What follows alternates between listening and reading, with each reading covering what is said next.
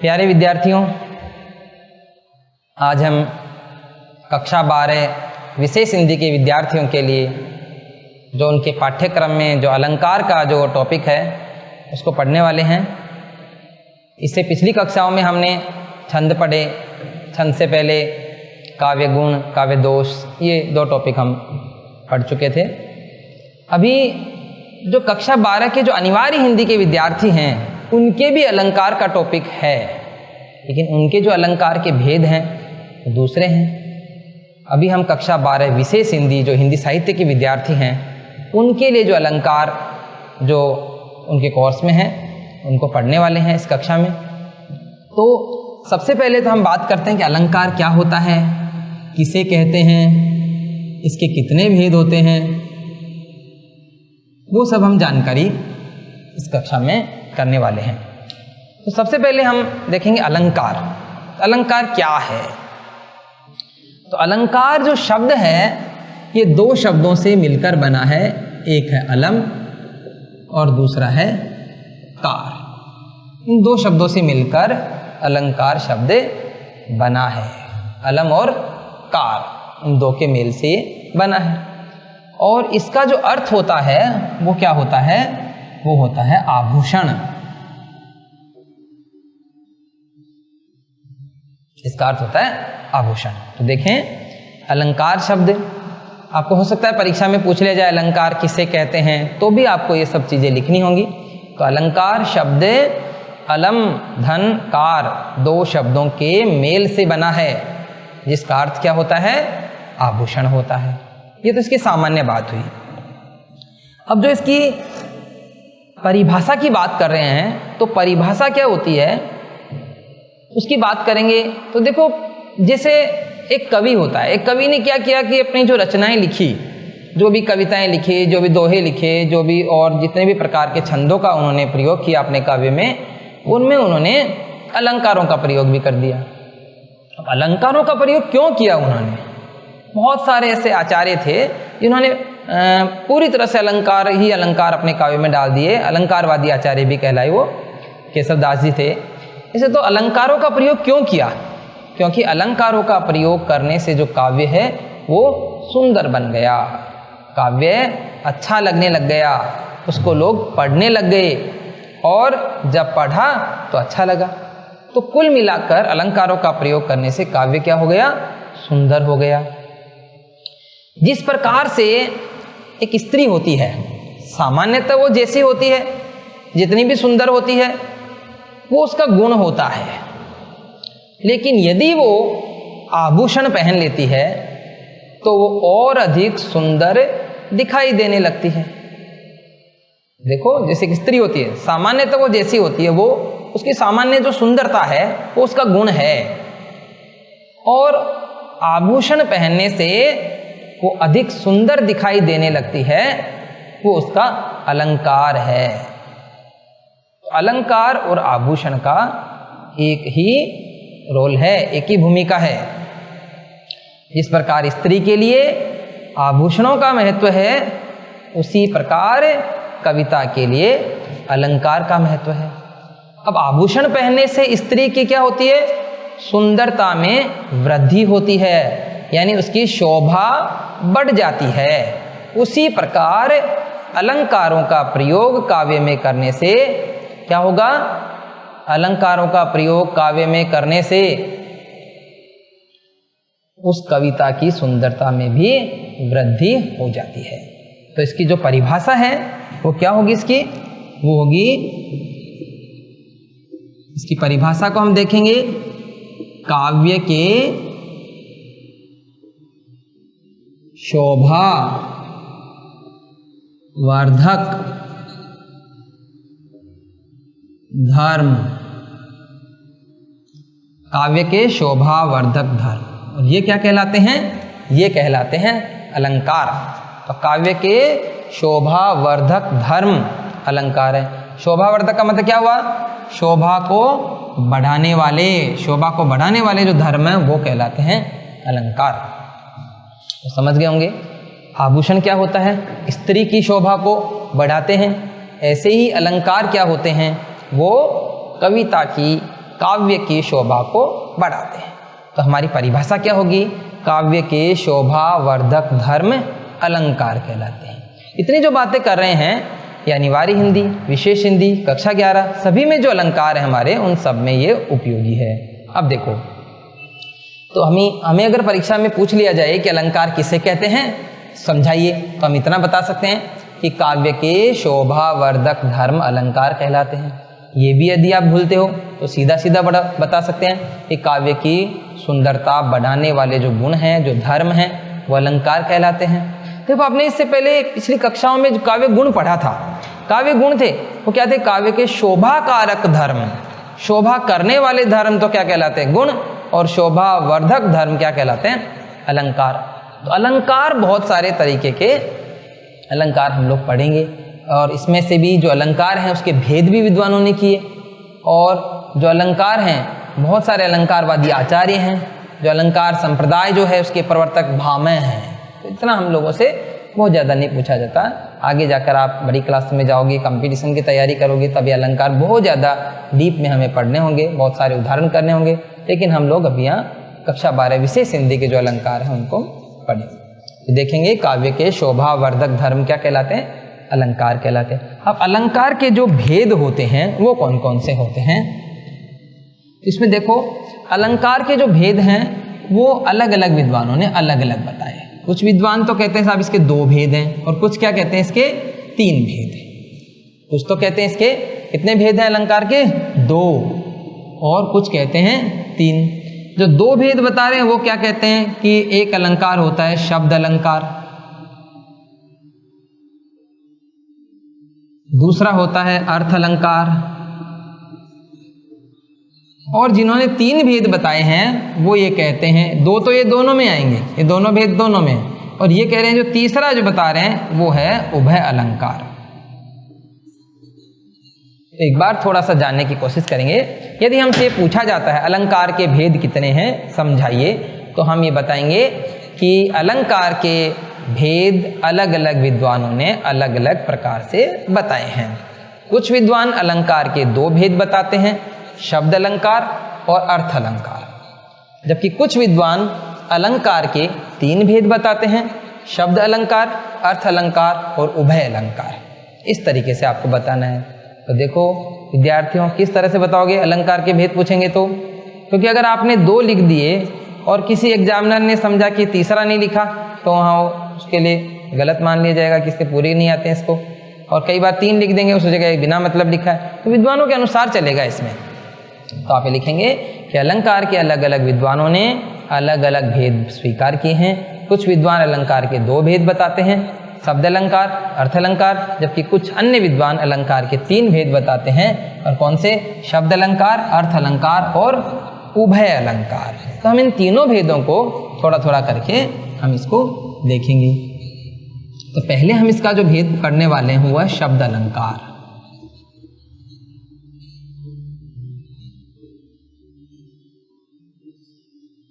शब्द अलंकार, तो देखेंगे शब्द अलंकार कहाँ होता है, इसके बारे में हम थोड़ी बहुत जानकारी करेंगे। हो सकता है भेद का ही प्रश्न हमारे 2 नंबर का आ जाए, तो हमें इसके अंदर का भी थोड़ा लिखना पड़ेगा।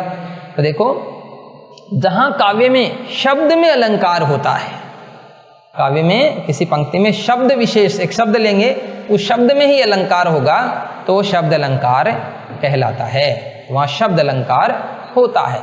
यदि उस शब्द की जगह उसी अर्थ वाला दूसरा शब्द यदि हम रख दें, तो अलंकार क्या होता है? नष्ट हो जाता है, अलंकार रहता ही नहीं है। कुल मिला के जो अलंकार है वो शब्द पर आधारित होता है। तो आपकी बात समझ में आई होगी। शब्द अलंकार क्या होता है?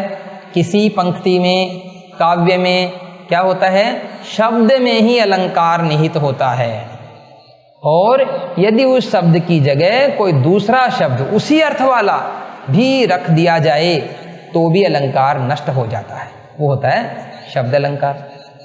और शब्द अलंकार कौन कौन से हमारे?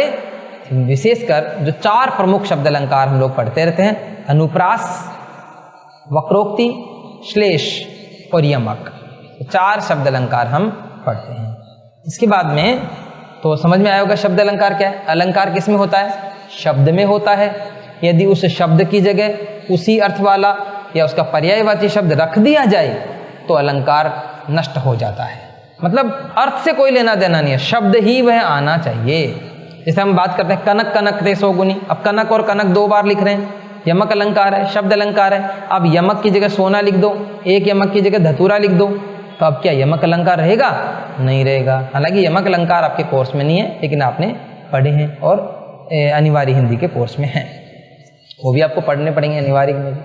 तो ये क्या है? शब्द अलंकार हुआ, क्योंकि आपने कनक की जगह जैसे धतूरा लिखा, कनक की जगह सोना लिख दिया तो अलंकार नष्ट हो गया, तो शब्द अलंकार होता है। दूसरा जो अलंकार का भेद है वो है अर्थ अलंकार।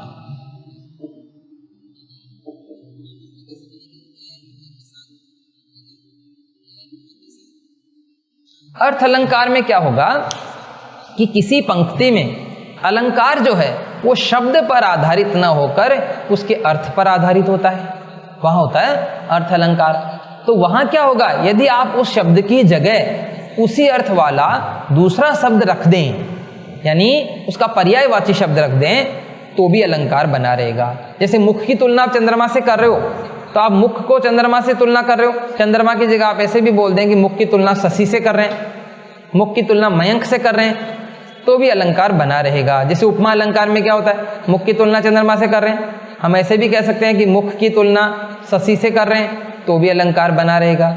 मुख की तुलना मयंक से कर रहे हैं, तो भी अलंकार बना रहेगा। यानी इसमें उस शब्द की जगह उसी अर्थ वाला दूसरा शब्द हम रख देते हैं तो भी अलंकार बना रहेगा। यहाँ शब्द अलंकार नहीं, अर्थ अलंकार है। देखो, उत्प्रेक्षा, रूपक, उपमा, संदेह, भ्रांतिमान, ये सब बहुत सारे तरह के हम करते हैं, ये सब क्या है? अर्थ अलंकार हैं। इसके बाद जो हम तीसरा इसका जो भेद पढ़ेंगे वो है हमारा उभय अलंकार।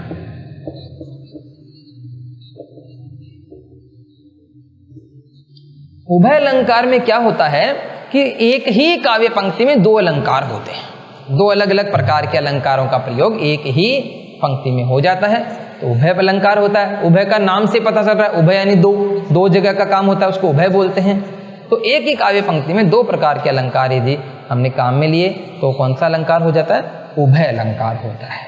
तो विद्यार्थियों, अब हम अभी तक जो हमने पढ़ा इसको एक बार हम दोहरान करेंगे और फिर आगे वाले अलंकार हम पढ़ेंगे। आपके कोर्स में जो अलंकार हैं वो 8 अलंकार हम पढ़ने वाले हैं। कुछ आज की कक्षा में पढ़ेंगे, कुछ इसके बाद एक और कक्षा होगी इसकी, उसमें पढ़ेंगे। तो देखेंगे अभी तक जब हमने जो पढ़ा कि अलंकार क्या होता है, तो अलंकार शब्द जो है वो किससे मिलकर बना है? अलम और कार, इन 2 शब्दों के मेल से बना है। व्यंजन संधि का उदाहरण है, अलम धन कार के योग से बना है, जिसका अर्थ क्या होता है?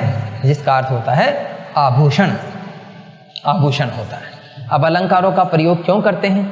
अलंकारवादी आचार्य हैं भामह, अपने हिंदी साहित्य में जो हिंदी में जो अलंकारवादी आचार्य हैं, अलंकारवादी हैं वो हैं जैसे केशवदास जी हैं, और प्रवर्तक इसके भामह हैं। तो दंडी भी अलंकारवादी हैं, संस्कृत साहित्य में चलते हैं दंडी, भामह, इस तरह से।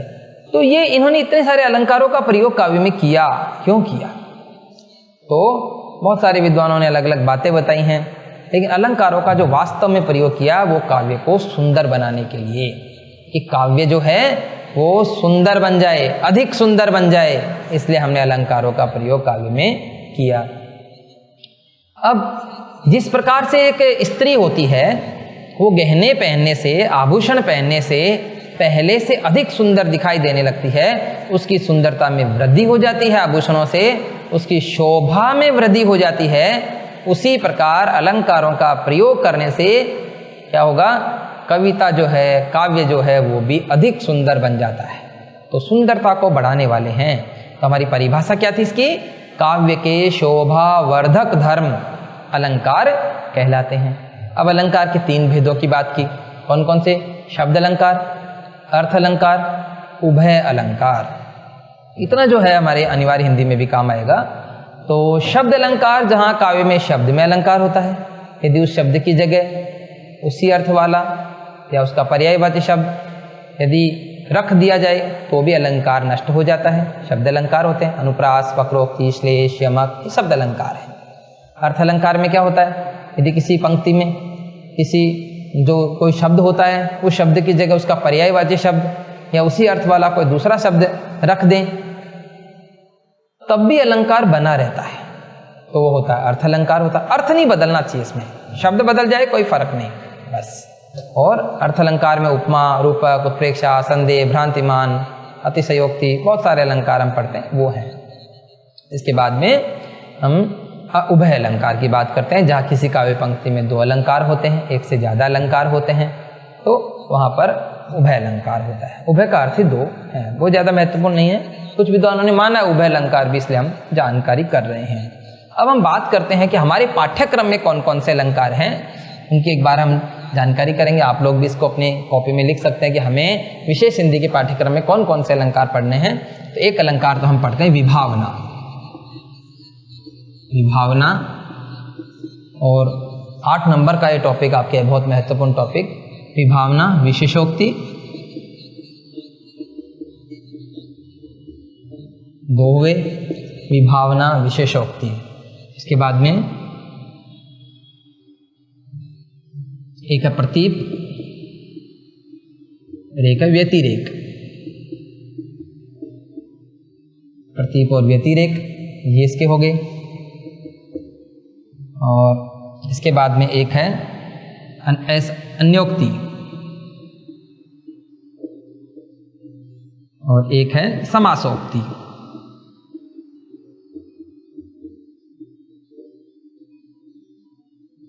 समासोक्ति है। और इसके बाद में एक हम लेते हैं दृष्टांत। दृष्टांत भी आपके कोर्स में है विशेष हिंदी में। और एक है मानवीकरण। सबसे पहले विद्यार्थियों, हमें जो भी हमारे कोर्स में होता है उसकी हमें जानकारी होनी चाहिए कि हमें ये 8 अलंकार पढ़ने हैं और हमारा 8 नंबर का पूरा जो पाठ है वो हो जाएगा। ये 8 अलंकार पढ़ेंगे और अलंकार की परिभाषा और उसके भेद जो अभी हमने जाने, बस वो जानकारी करनी है। 8 नंबर का पूरा जो कोर्स है वो हो जाएगा। और जहाँ तक मेरा मानना है जो हम लोग पढ़ रहे हैं उसमें से पूरा आ भी जाएगा, पेपर भी आता है। इस बार की कक्षाओं में पढ़ सकते हैं बोर्ड में, अगली कक्षाओं के लिए, अगली साल के लिए भी ये है, तो इसको हम पढ़ते रहें। विभावना, विशेषोक्ति, 2 अलंकार हो गए, विभावना, विशेषोक्ति, प्रतीप और व्यतिरेक, अन्योक्ति, समासोक्ति, दृष्टांत और मानवीकरण। इनके प्रश्न सीधे सीधे भी बन सकते हैं कि विभावना अलंकार क्या होता है ये हम जाने, और अंतर भी करा सकते हैं। विभावना विशेषोक्ति में अंतर पूछ सकते हैं, जोड़ा है एक। प्रतीप और व्यतिरेक में अंतर पूछा जा सकता है। अन्योक्ति समासोक्ति में अंतर पूछ सकते हैं, और ये दोनों अलग अलग होते हैं, यहाँ कोई अंतर नहीं होता। दृष्टांत अपना एक अलग अलंकार होता है और मानवीकरण अलग होता है, इनका आपस में कोई जोड़ा नहीं होता। बाकी इनके अंतर भी पूछे जा सकते हैं शुरू के 3 अलंकारों की। अभी हम सबसे पहले बात करेंगे विभावना अलंकार की।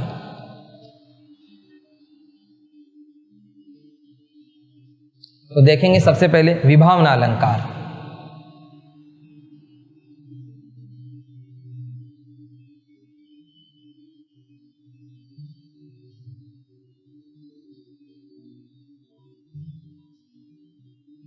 विभावना अलंकार, देखो विभावना जो अलंकार है उसमें क्या होता है, बहुत सरल अलंकार है कि बिना कारण के ही कार्य हो जाए, वहाँ होता है विभावना अलंकार। यानी कोई काव्य पंक्ति है और उसमें ऐसा हमें दिखाई दे रहा है उसका अर्थ पढ़ करने के बाद कि बिना कारण के ही कार्य हो जाता है, कारण है ही नहीं और कार्य हो जाए, वह होता है विभावना अलंकार। जैसे एग्जाम्पल के लिए, बारिश नहीं होती है और फिर भी धरती भीग जाती है, हो गया विभावना अलंकार।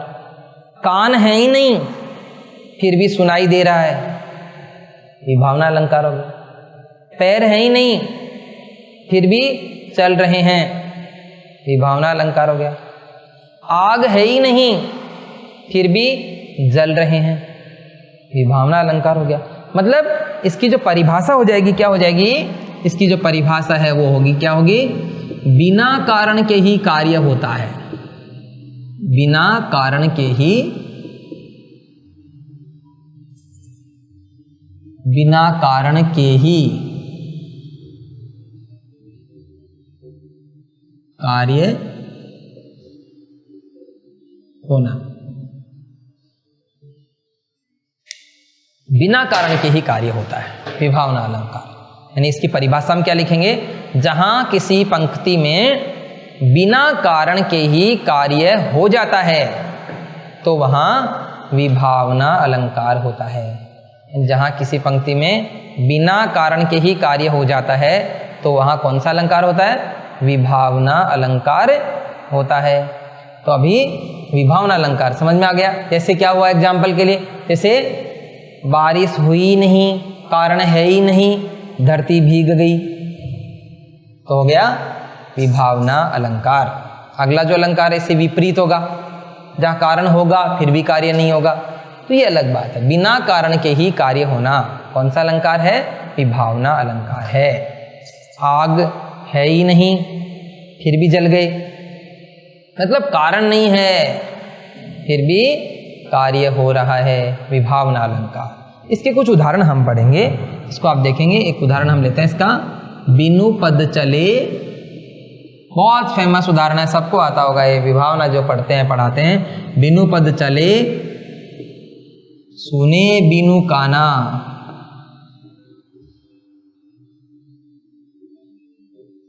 बिनु पद चले सुने बिनु काना, कर बिनु कर्म, कर बिनु कर्म करे विधि नाना।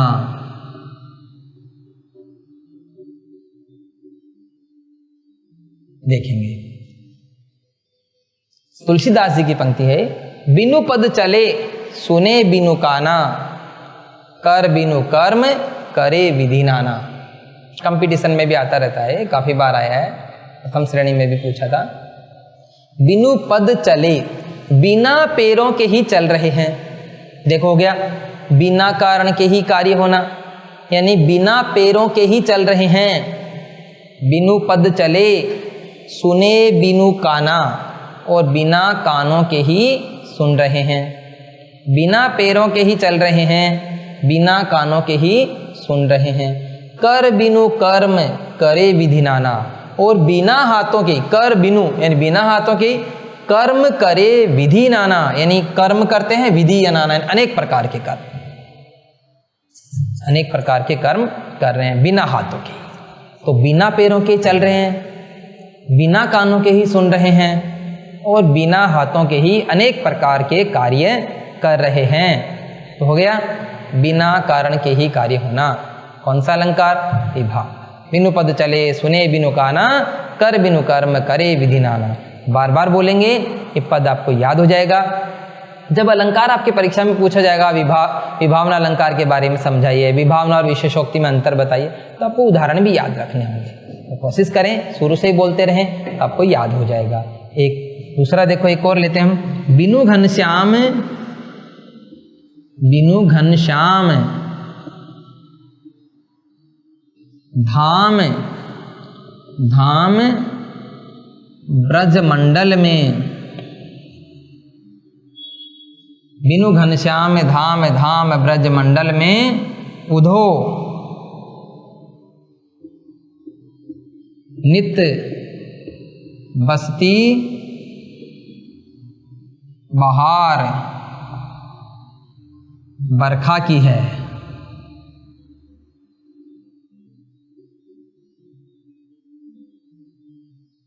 देखेंगे, इसको भी समझेंगे।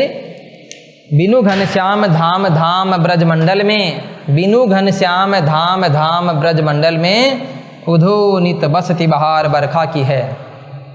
देखो क्या होता है, भगवान कृष्ण, जब भगवान कृष्ण जब गोकुल छोड़कर मथुरा चले जाते हैं, तो वहाँ की जो गोपियाँ होती हैं वो भगवान के बिना, यानी भगवान की याद में, वो अपने आँखों से जो आंसू बहाती है, उसका वर्णन वो उद्धव यानी उद्धव के सामने करती हैं। वो क्या कहते हैं, बिनु घनश्याम धाम, धाम ब्रज मंडल में, कि बिना घनश्याम के इस ब्रज मंडल में, इस ब्रज धाम में उद्धव वर्षा की बहार रहती है, यानी वर्षा होती रहती है। तो वास्तव में तो ऐसा है कि भगवान कृष्ण के वियोग में उनके आंखों से जो आंसू आने वाली बात है वो है यहाँ पर। लेकिन ये दिखाई क्या दे रहा है, हमें लग रहा है कि बिना घनश्याम के ही, बिना काले बादलों के ही ब्रज मंडल में बरसात हो रही है। तो आप बताइए, बिना काले बादलों के बरसात कैसे हो सकती है? बरसात तो तभी होगी जब पहले बादल आएंगे फिर बरसात होगी। इसका मतलब यहाँ भी क्या हो गया कि ये विभावना अलंकार हो गया, बिना कारण के ही कार्य हो गया, बिना बादल आए ही बारिश हो रही है, इसलिए विभावना अलंकार हो गया। अगला जो पद है इसका एक और लेते हैं हम इसमें, तो ये है मुनि तापस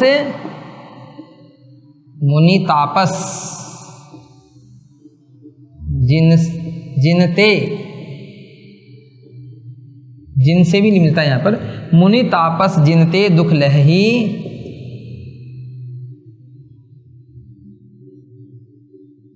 मुनि तापस जिनते दुख लहही ते नरेश बिनु पावक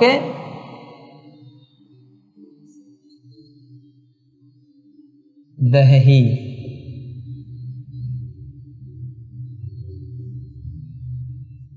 देखो, मुनि तापस जिनते दुख लहही ते नरेश बिनु पावक दहही, यानी मुनि तापस जिनते दुख लहही, यानी जिन लोगों के कारण मुनियों को दुख सहन करने पड़ते हैं।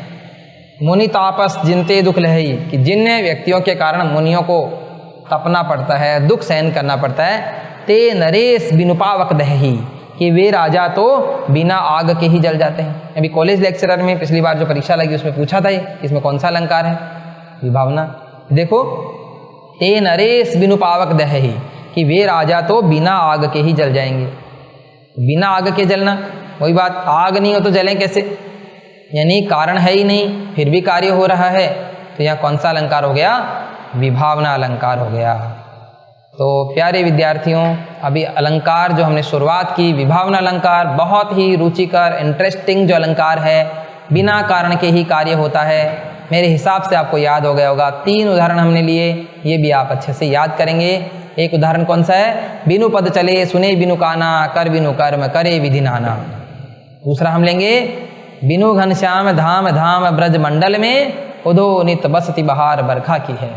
और एक और है, कौन सा है? वो तीसरा हम लेंगे, मुनि तापस जिनते दुख लहही ते नरेश बिनु पावक दहही। तो ये हमारा हो गया विभावना अलंकार। अभी हम एक अलंकार और पढ़ने वाले हैं, और वो अलंकार है विशेषोक्ति, यानी विभावना और विशेषोक्ति का जो जोड़ा है वो हमें पूरा पढ़ना है। इसके बाद हमारा ये 2 अलंकार हमारे पूरे हो जाएंगे। हो सकता है परीक्षा में हमसे विभावना और विशेषोक्ति में अंतर भी पूछ लिया जाए, तो हमें उस समय पहले विभावना के बारे में बताना है, फिर विशेषोक्ति के बारे में बताना है, और फिर दोनों में अंतर करना है। तो हम दूसरा अलंकार कौन सा ले रहे हैं? विशेषोक्ति अलंकार।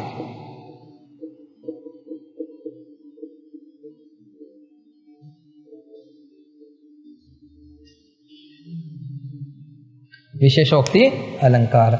विशेषोक्ति अलंकार बिल्कुल विभावना अलंकार का विपरीत होता है, कि विभावना अलंकार जो होता है उसमें क्या होता है? बिना कारण के ही कार्य होता है, जबकि विशेषोक्ति में क्या होगा? कारण होने पर भी कार्य नहीं होगा। यानी अभी हम विभावना में क्या पढ़ रहे थे? कारण नहीं है फिर भी कार्य हो रहा है, यानी बारिश हुई नहीं और धरती भीग गई। लेकिन यहाँ पे क्या होगा? विशेषोक्ति अलंकार में, विशेषोक्ति अलंकार में होगा कारण होने पर भी कार्य नहीं होता है। कारण होने पर भी कार्य नहीं होता है, इसका मतलब ये हुआ बारिश हुई फिर भी धरती नहीं भीगी, बारिश हुई फिर भी धरती नहीं भीगी, कान है फिर भी सुनाई नहीं दे रहा है, आग है फिर भी जल नहीं रहे हैं। यानी कारण होने पर भी कार्य नहीं हो रहा है। तो यहाँ कौन सा अलंकार हो गया? विशेषोक्ति। तो इसकी परिभाषा क्या हो जाएगी विशेषोक्ति अलंकार की? बिल्कुल विपरीत हो जाएगी विभावना के।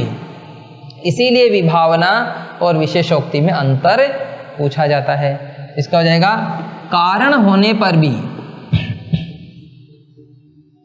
कारण होने पर भी कार्य नहीं होता है।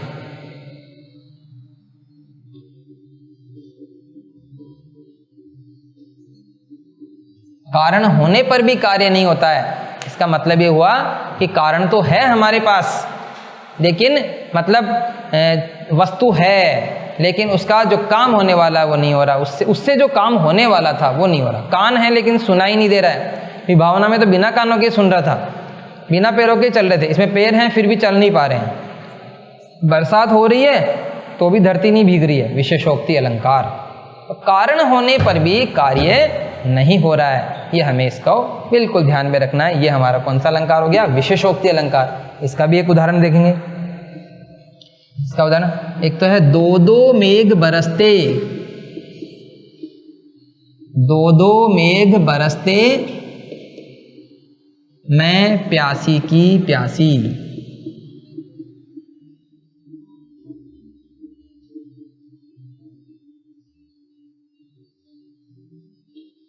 दो दो मेघ बरसते मैं प्यासी की प्यासी।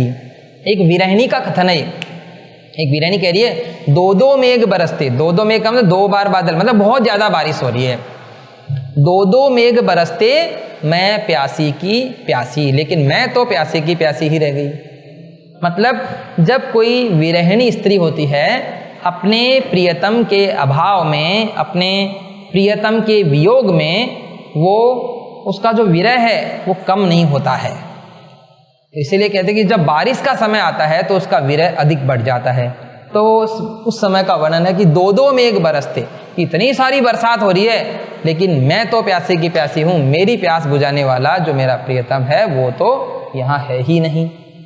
इसका मतलब उसकी बात बिल्कुल सही है, लेकिन हमें इस दृष्टि से देखें, कारण है मतलब बरसात हो रही है, बहुत ज़्यादा बरसात हो रही है, फिर भी व्यक्ति प्यासा नहीं रहना चाहिए ना। बारिश हो तो किसी को भी प्यासा नहीं रहना चाहिए, उसकी प्यास तो बुझ जानी चाहिए। बारिश नहीं होने पर कोई प्यासा रह सकता है? नहीं, बारिश हो रही है और ज़्यादा बारिश हो रही है, लेकिन फिर भी किसी की प्यास नहीं बुझ रही है, तो क्या हुआ? कारण होने पर भी कार्य नहीं हो रहा है। तो यहाँ पे अलंकार कौन सा हो गया? विशेषोक्ति। ये थोड़ा सा हमें ध्यान में रखना है कि ये विशेषोक्ति अलंकार है,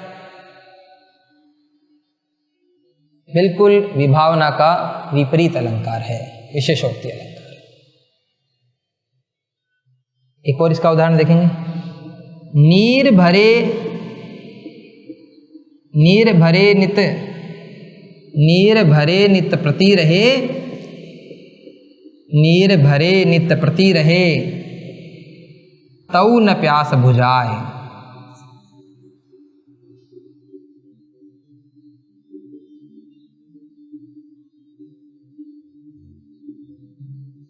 नीर भरे नित प्रति रहे, तऊ न प्यास बुझाए।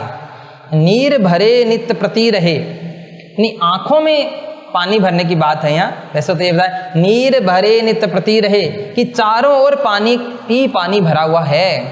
नीर भरे नित प्रति रहे कि चारों ओर पानी ही पानी भरा हुआ है, तऊ न प्यास बुझाए, लेकिन फिर भी वो हमारी प्यास नहीं बुझा पा रहा है। चारों ओर पानी ही पानी भरा हुआ है। देखो नीर भरा हुआ है, नित्य प्रति रहे हमेशा बना हुआ है, पानी भरा हुआ और हमेशा भरा हुआ है वो।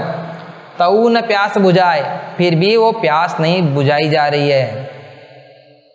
तो क्या हुआ? पानी है, पानी भरा हुआ है, चारों ओर भरा हुआ है, हमेशा भरा हुआ है, फिर भी प्यास नहीं बुझ रही है। अरे पानी होने पर प्यास नहीं बुझ रही, मतलब कारण होने पर भी कार्य नहीं हो रहा, पानी होने पर तो प्यास बुझ जानी चाहिए। तो यहाँ भी कौन सा अलंकार हो गया?